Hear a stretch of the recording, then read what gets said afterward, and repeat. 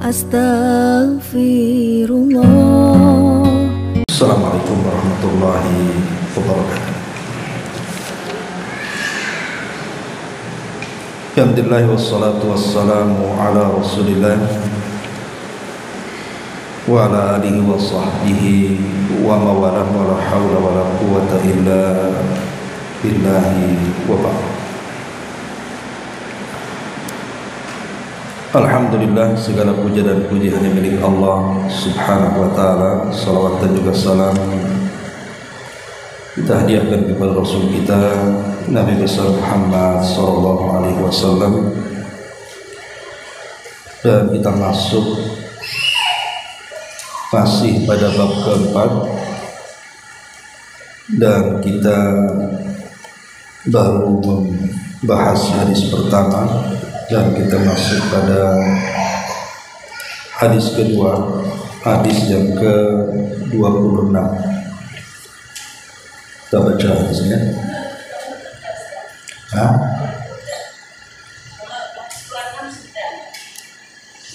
Sudah.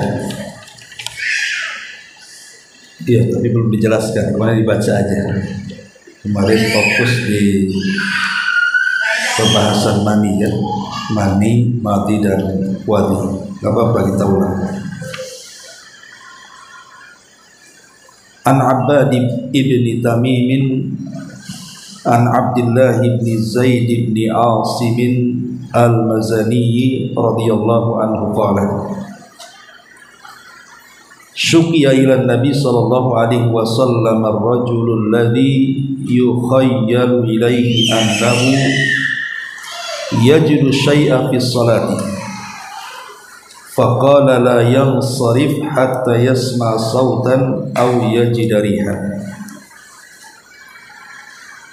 Dari Abbad ibn Tamim bahwa Abdullah ibn Zaid ibn Asim al-Mazini radhiyallahu anhu, dia menuturkan bahwa Rasul sallallahu alaihi wasallam ditanya tentang orang yang seolah-olah merasakan sesuatu ketika mengerjakan sholat. Maka Nabi sallallahu alaihi wasallam menjawab, janganlah dia pergi membatalkan sholatnya sebelum mendengar suara atau mencium baunya. Wan Ummu Qaisi binti Mihsanin al-Asadi annaha atat bibnin laha saghirin lam ya'kul at-ta'am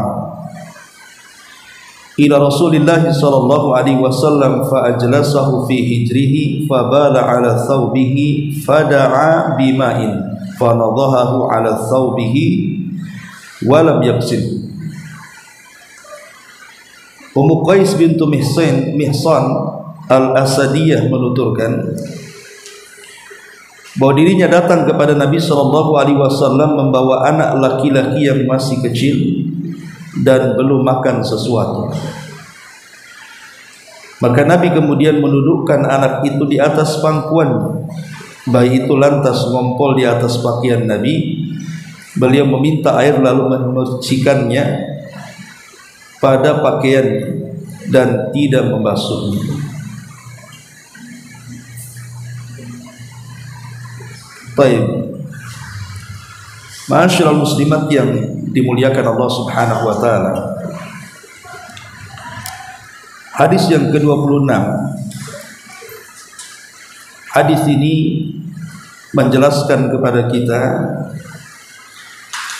di antara perkara-perkara yang termasuk membatalkan sholat adalah mengeluarkan angin atau kentut, baik sifatnya memiliki suara atau tidak memiliki suara, dan mencium baunya.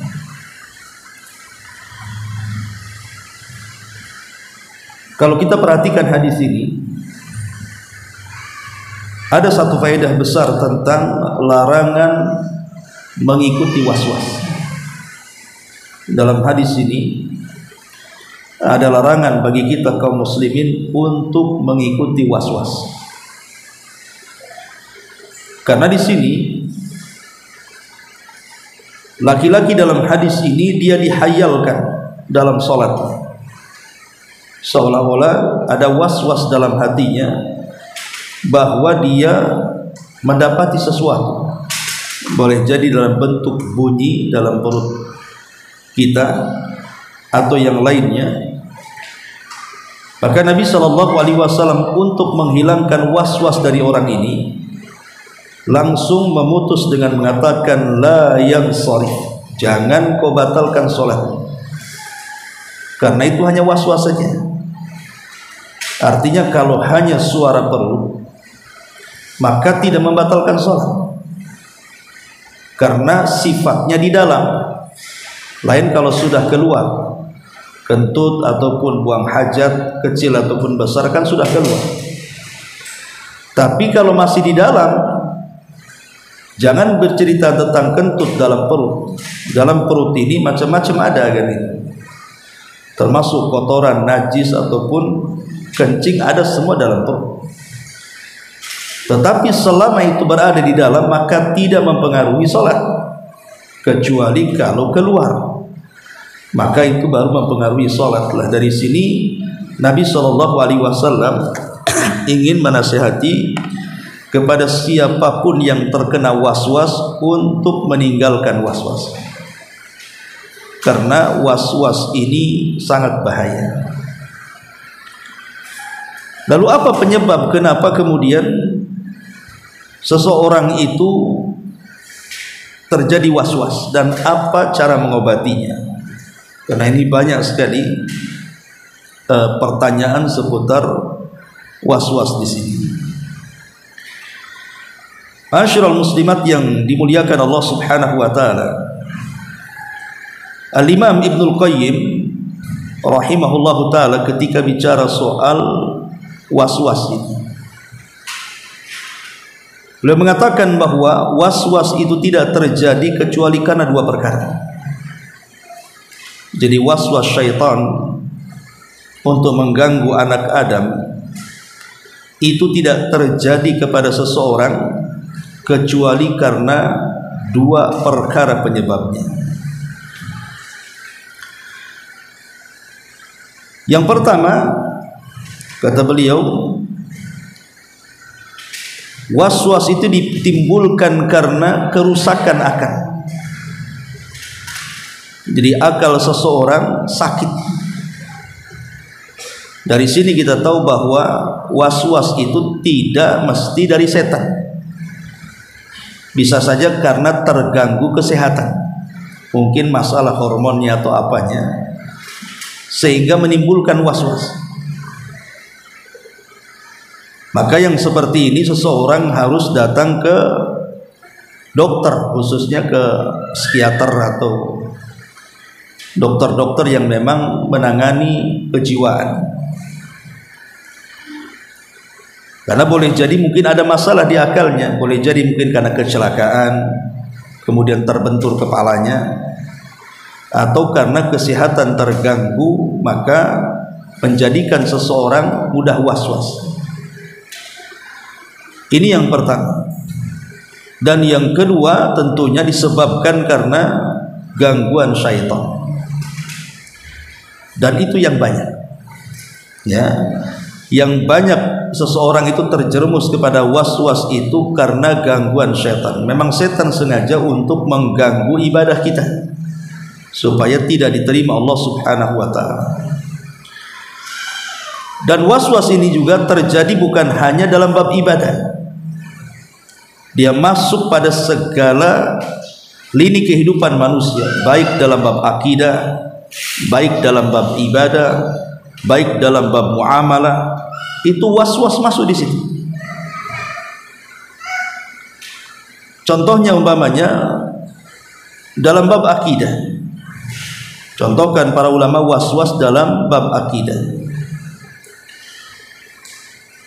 Terkadang setan ini masuk dalam akidah seseorang, kemudian dihayalkan dalam pikirannya tentang siapa yang menciptakan langit, siapa yang menciptakan bumi, siapa yang menciptakan gunung-gunung dan lautan, dan berakhir kepada pertanyaan siapa yang menciptakan Tuhan.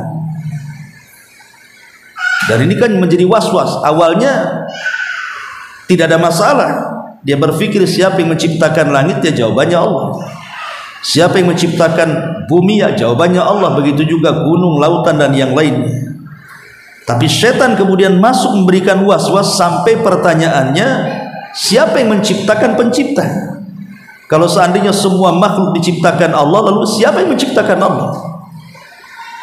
Lah kalau sampai kemudian pikiran kita sampai memikirkan siapa yang menciptakan Tuhan kita, maka kata Nabi SAW, fasta'id billahi, maka segeralah dia berlindung kepada Allah dari syaitan untuk memutus was-was tadi.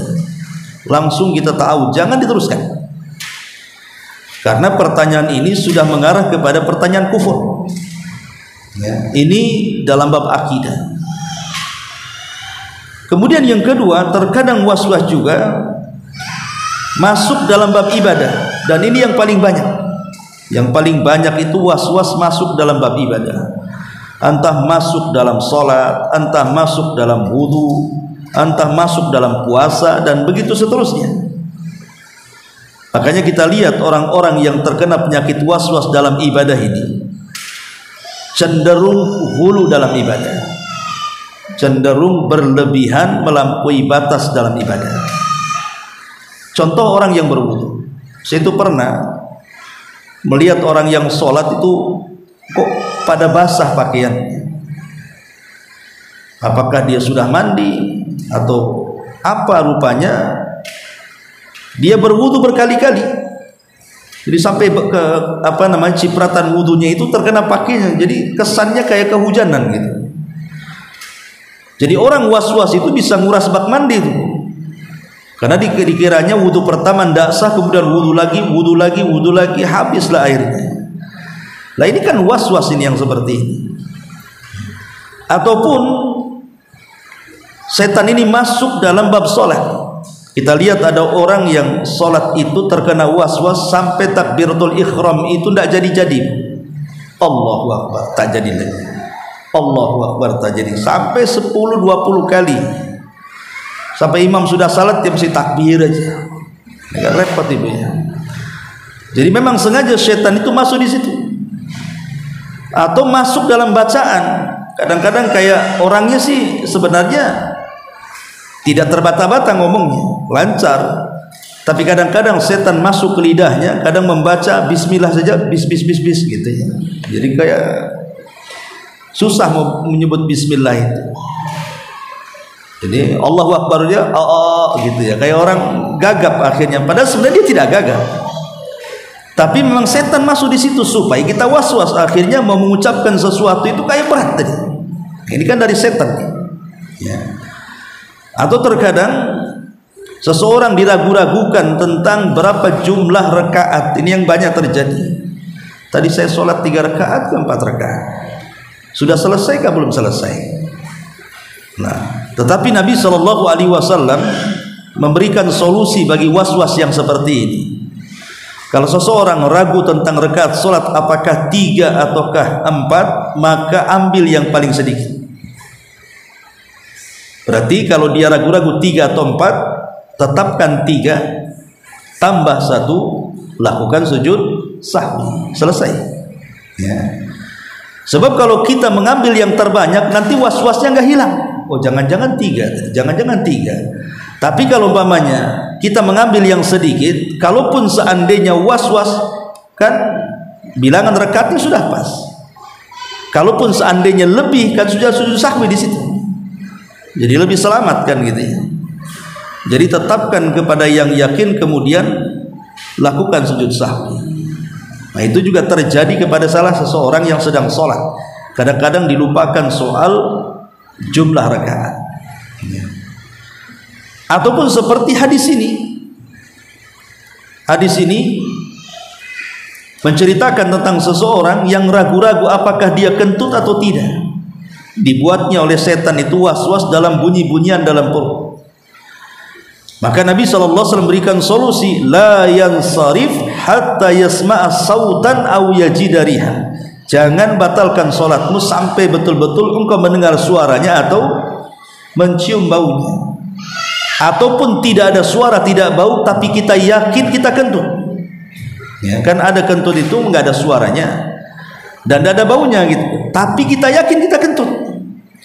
Maka kalau kita yakin kita kentut, yakin itu tidak bisa mengalahkan keraguan, makanya tetap batal sholatnya. Ma'asyiral muslimat yang dimuliakan Allah Subhanahu wa taala. Jadi intinya jangan sampai kemudian kita terkena was-was, karena was-was dalam ibadah ini bisa merusak ibadah atau minimalnya mengurangi kesempurnaan ibadah. Jadi yang harusnya takbiratul ihram bersama imam mendapatkan 1 rakaat, sampai rakaat pertama dia masih takbiratul ihram saja, artinya kan ketinggalan tuh 1 rakaat. Jadi kayak orang masbuk jadi bisa mengurangi jadinya kan kualitas sholat dan juga pahala sholat. Ini sering terjadi dalam bab wudu atau bab muamalah, ya, ataupun bab puasa, was-was dia. Ini sudah masuk atau tidak, sudah masuk atau tidak kan itu.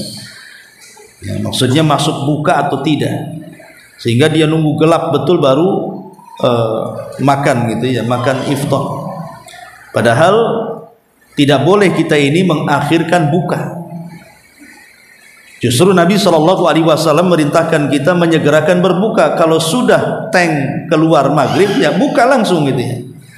Mungkin ketika listrik mati nggak dengar azan, akhirnya was-was, nunggu gelap sajalah kan itu. Karena ketika kita mengakhirkan buka itu tasyabuh dengan orang-orang ahli kita. Ahli kita puasa, kita juga puasa, cuman kita menyegerakan berbuka, mereka mengakhirkan berbuka.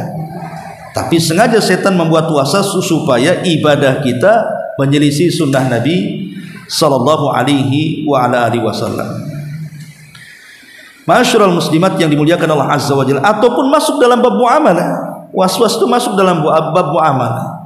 Baik seseorang sudah janji hendak membeli sesuatu dan sudah deal, artinya sudah selesai akadnya, tinggal bayar saja dan menerima barang. Terkadang setan lupa, setan datang melupakan kita. Tadi kita sudah ada akad atau tidak? Ada akad atau tidak? Padahal sudah ada kan itu. Ataupun mungkin masuk dalam muamalah yang lebih luas dalam rumah tangga. Terkadang suami sampai was-was, apakah saya menceraikan istrinya atau tidak? Nah itu masuk ke situ. Jadi was-was ini memang sangat bahaya sekali, karena memang syaitan sengaja untuk merusak anak Adam. Ma'asyiral muslimat yang dimuliakan Allah Azza wa Jalla, Al-Imam An-Nawawi rahimahullahu taala ketika memberikan catatan kepada hadis ini, beliau mengatakan ma'nahu, ketika beliau mengatakan dari kalimat la yansarif hatta yasma sautan aw yajida rihan, sampai ke mendengar suara atau baunya, beliau mengatakan ma'nahu, maknanya ya'lamu wujuda ahadihima, dia mengetahui adanya salah satu dari keduanya, wala yushtaratus sama wasam, dan tidak disyaratkan harus mendengar suara atau mencium bau, bi ijma'il muslimin, dengan kesepakatan kaum muslimin. Wala farqa fi syakki baina an yastawi al-ihtimalani fi wuqu'il hadathi wa adami aw yatarajjah ahaduhuma aw yaghlib ala dhannihi fala wudhu'a alaihi bi kulli halin. Ataupun umpamanya seseorang ragu-ragu antara kentut atau tidak, ya. Maka ragu-ragu ini dan keragu-raguannya ini anggap saja umpamanya 50-50. Maka tidak boleh kemudian kita mengikuti keragu-raguan tersebut, tetapi kembalikan kepada hukum asal. Umpamanya 50-50 ini, tadi saya keluar angin atau tidak ya dalam sholat, ya, perasaan keluar tapi enggak kan itu ya. Ini kan ada 50-50 nih. Maka kalau yang seperti ini jangan mengikuti was-was, tapi kembalikan hukumnya kepada hukum asal. Hukum asal, ibu sedang sholat berarti punya wudhu. Namanya orang sholat pasti punya wudhu kan begitu. Itu hukum asalnya. Berarti tetapkan kepada hukum asalnya, batalkan was-wasnya. Berarti ibu masih sah sholat. Beda kalau ibu belum wudhu, kemudian timbul was-was, saya sudah wudhu atau belum? Ya belum wudhu lah kan gitu, namanya belum wudhu. Kembalikan kepada hukum asalnya. Tapi kalau sudah sholat atau sedang sholat, maknanya kan tidak mungkin sholat tanpa wudu. Maka kembalikan kepada hukum asal supaya menghilangkan was-was tadi. Adapun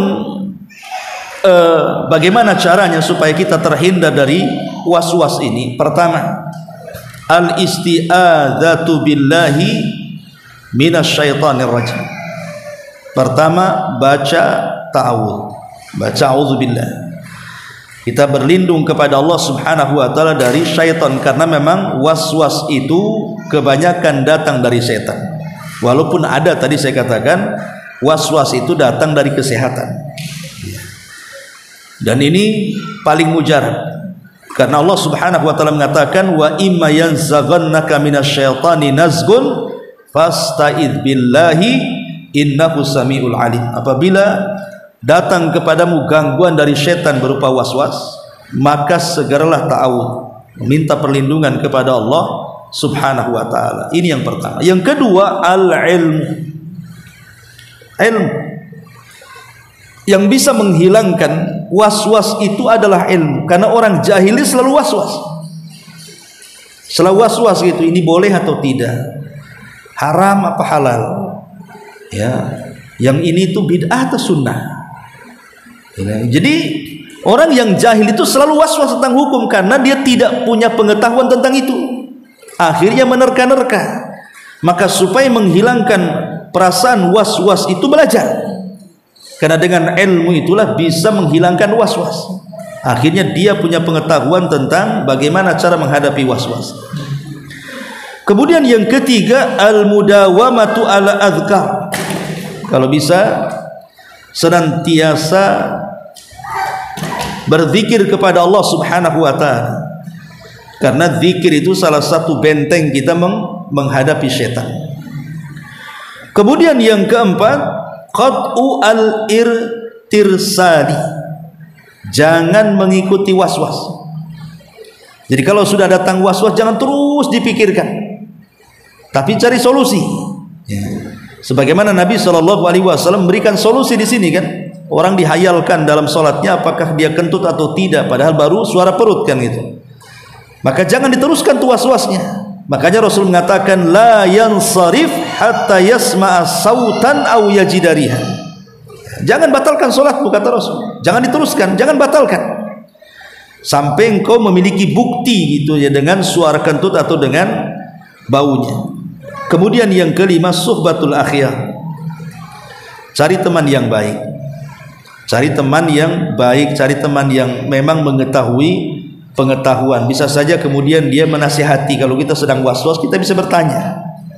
Kita bisa minta nasihat kepada teman yang baik itu. Termasuk juga yang nomor 6, kathratu du'a wal iltija'i ilallahi azza wa jal, fa innallaha huwallazi yaqdarul bala atau yuqaddarul bala wa huwa alladhi yadfa'u.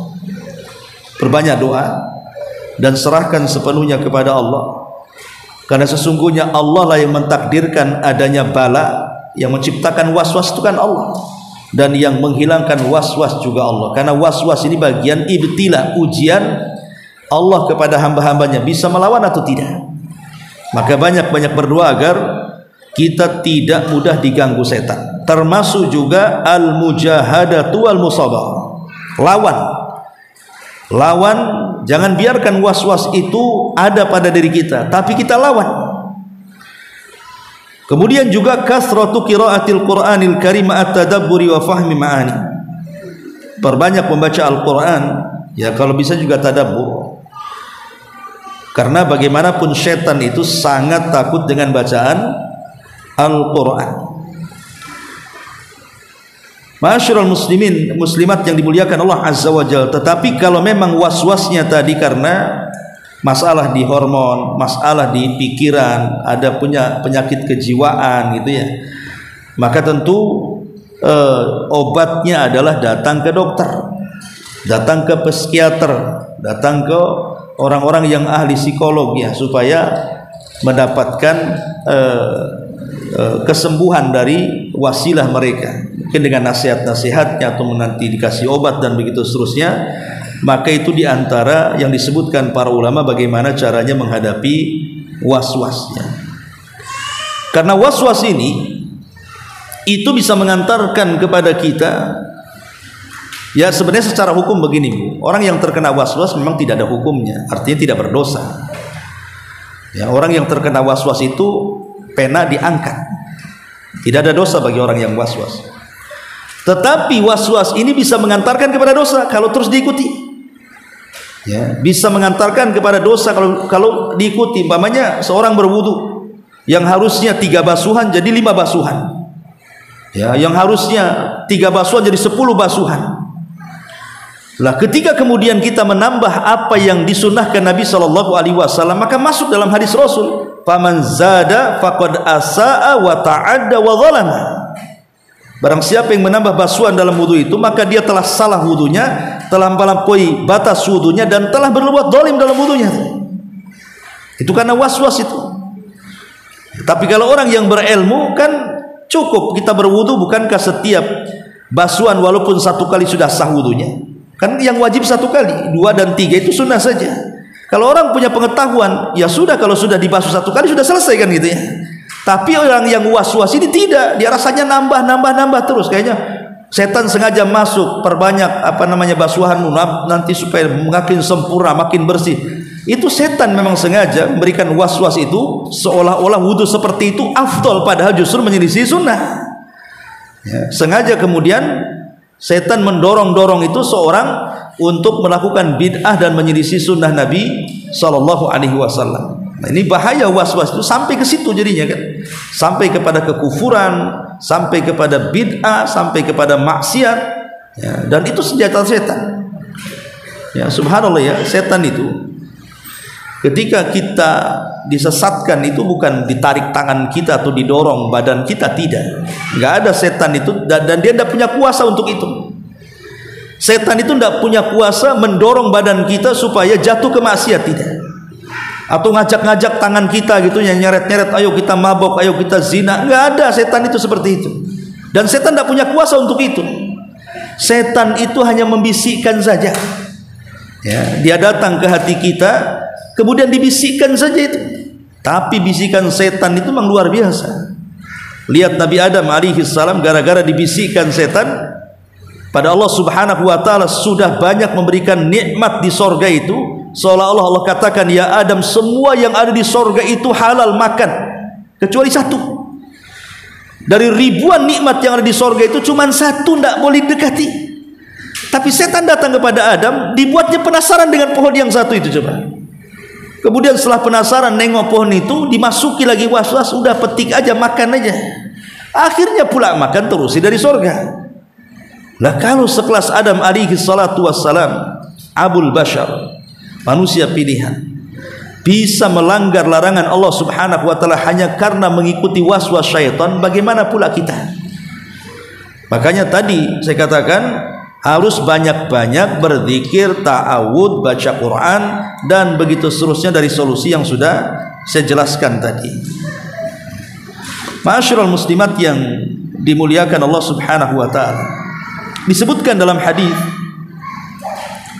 dari Utsman ibn Abil As bahwa dia pernah mendatangi Nabi SAW.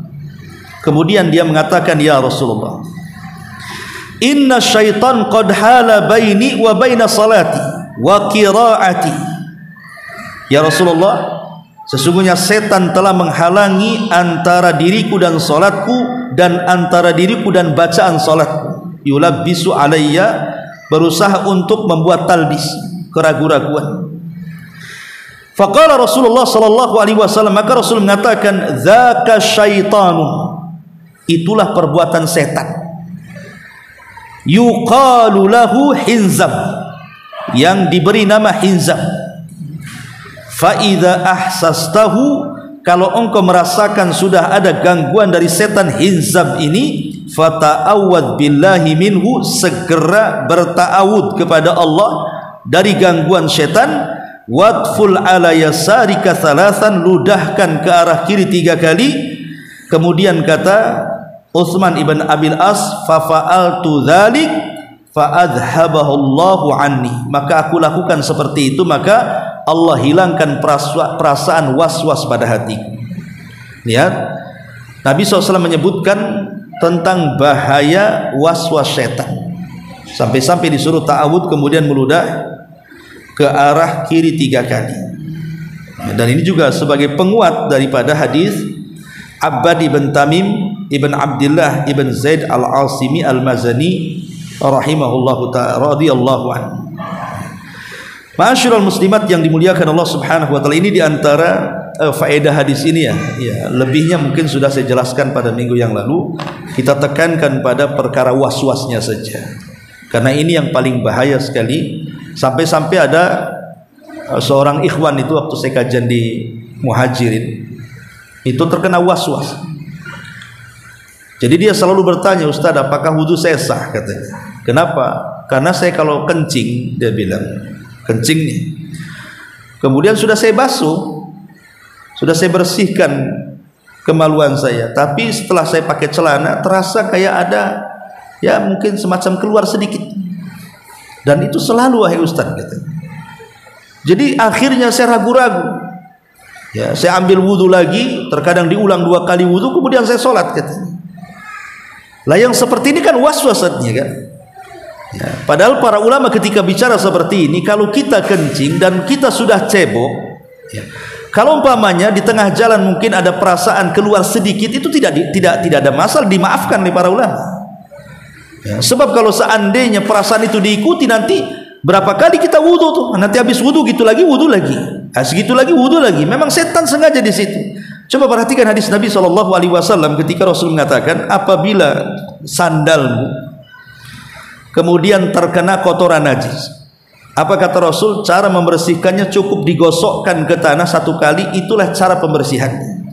Pertanyaannya, sandal yang menginjak kotoran, umpamanya ada kotoran manusia keinjak sandal, kemudian digosok 1 kali ke tanah, pertanyaan bersih atau tidak? Nggak akan bersih. Walaupun mungkin bersih kotorannya, baunya juga masih ada kan. Tapi Rasul SAW mengatakan begitulah cara pembersihannya. Tidak pula kemudian kita berpikir itu kan masih kotor, berarti kita harus cuci lagi. Itu sudah ta'addi namanya, menyelisih sunnah kan gitu. Yakin sajalah sudah bersih, kata Rasul bersih, ya bersihlah, selesai gitu. Ataupun umpamanya seseorang yang kata Nabi SAW, pakaian perempuan itu kan kadang-kadang melebihi 1 jengkal dari mata kaki atau mungkin lebih kan, diseret kan gitu ya. Apa kata Rasul? Kalau seandainya pakaian depannya itu terkena najis, kemudian setelah itu tersapu tanah, maka sudah dianggap bersih itu, tidak perlu dicuci lagi kan.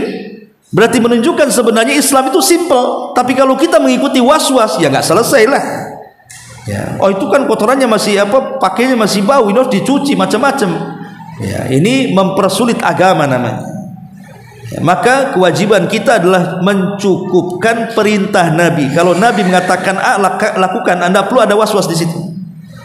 Nah ini menunjukkan bagaimana Islam itu agama yang mudah, agama yang simple, tidak memberatkan dan tidak harus berlebihan dalam ibadah. Ikutilah perintah baik Al-Quran atau sunnah Nabi sallallahu alaihi wa ala alihi wasallam. Ini tambahan keterangan tentang hadis la yansarif hatta yasma'a sautan au yajida rihan. Kemudian hadis berikutnya, an Ummi Qaisin, dari Ummu Qais, dari Ummu Qais binti Mihsanin al-Asadi.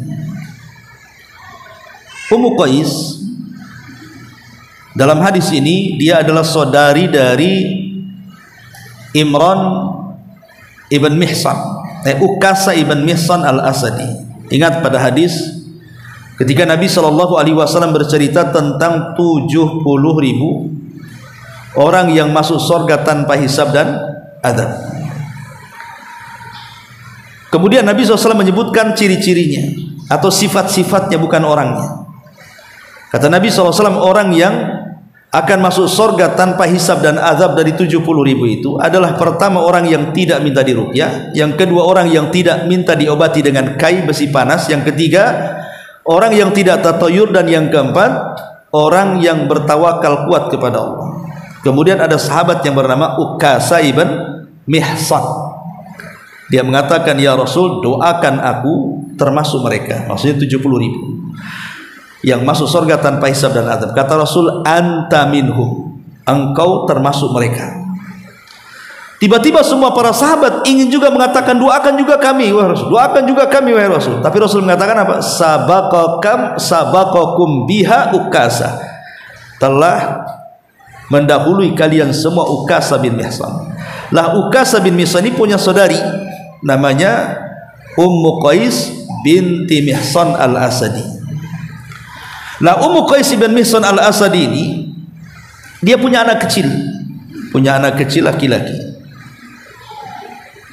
Karena akan dibedakan antara anak bayi laki-laki dengan anak bayi perempuannya, dibedakan.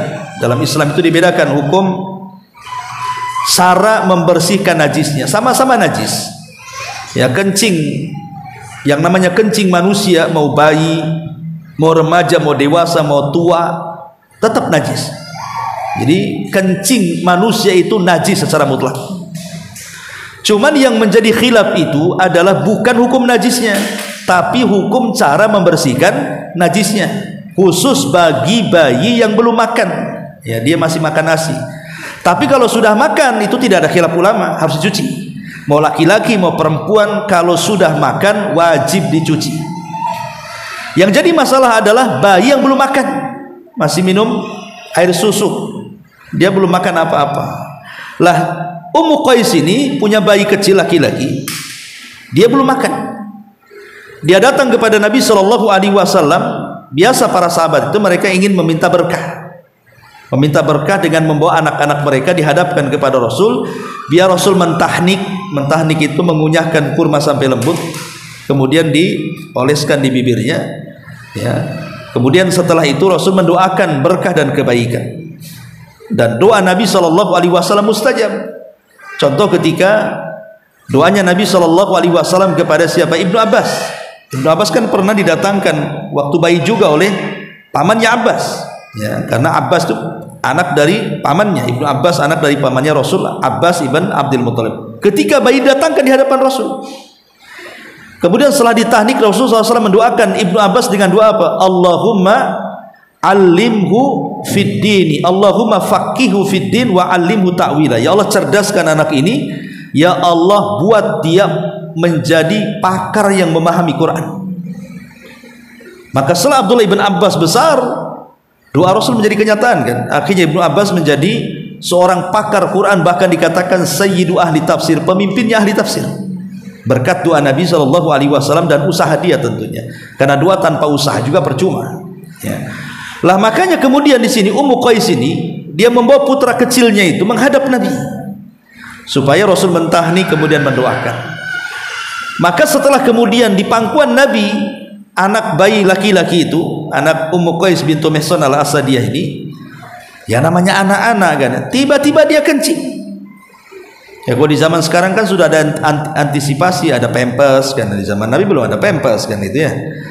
Sehingga tiba-tiba kemudian dia ngompol, lah kenalah ke kain Nabi, karena memang ada di pangkuan Nabi.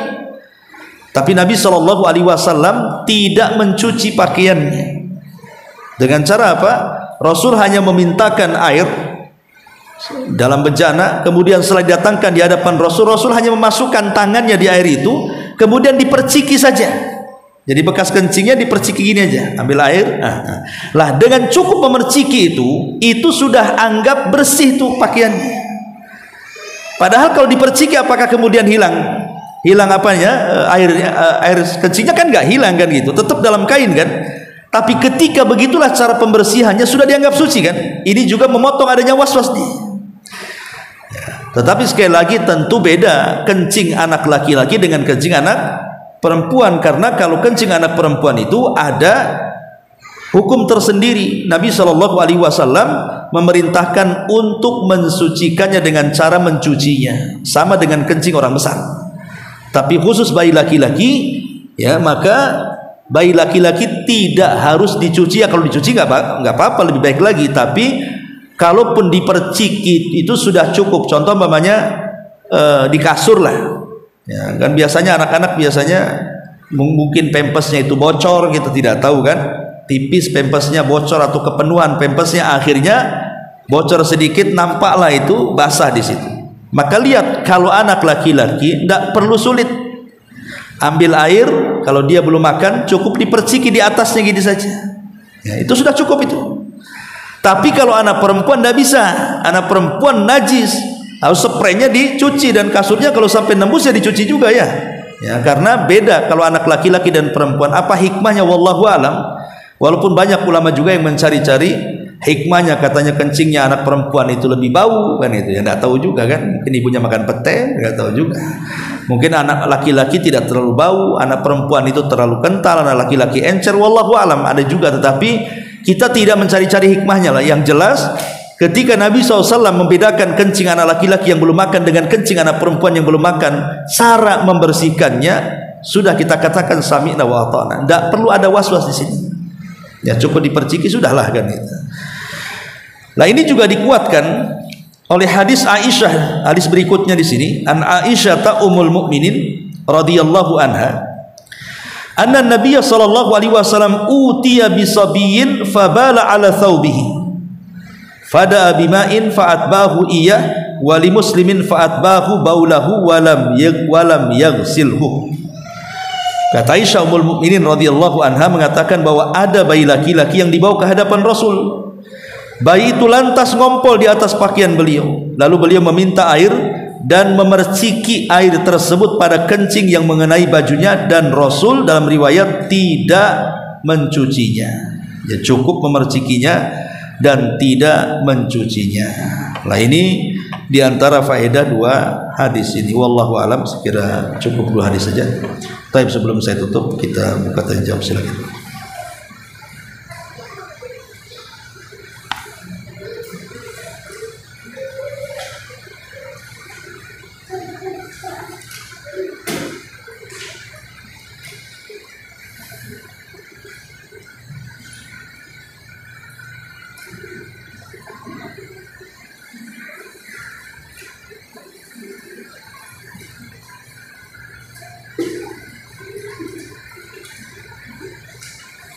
Nggak ada?